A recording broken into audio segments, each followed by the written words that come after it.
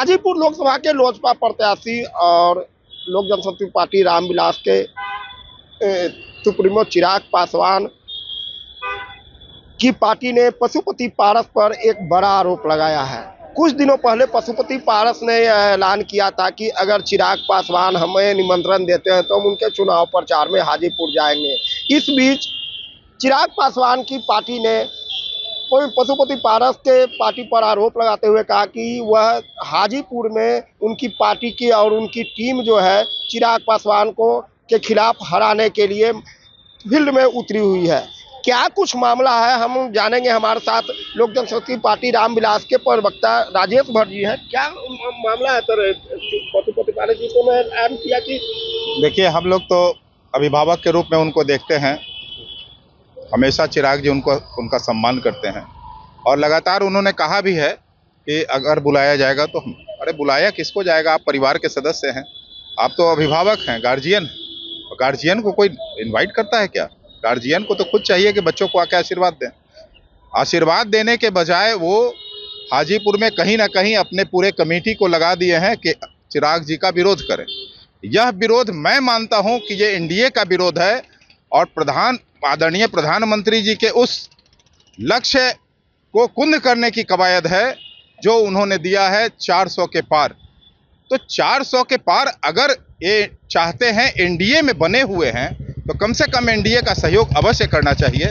लेकिन ये एनडीए में ही रहकर आदरणीय राष्ट्रीय अध्यक्ष चिराग पासवान जी का हाजीपुर में अपने कमेटी और अपने सारे पदाधिकारियों द्वारा लगातार जो है विरोध करा रहे हैं, तमाम अफवाहें फैला रहे हैं, लोगों को उनके पक्ष में जाने से रोका जा रहा है।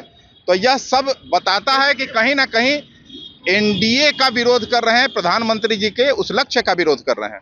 क्या कोई प्रमाण आपने अभी तक नहीं दिया कि नहीं, प्रमाण हमारे पास बिल्कुल मौजूद है। उनके पदाधिकारियों का फुटेज भी है, उनके वीडियोज भी हैं, उनके जो सांसद प्रतिनिधि हैं उनका भी कई बयान जो है पोर्टल के माध्यम पे देखा गया है।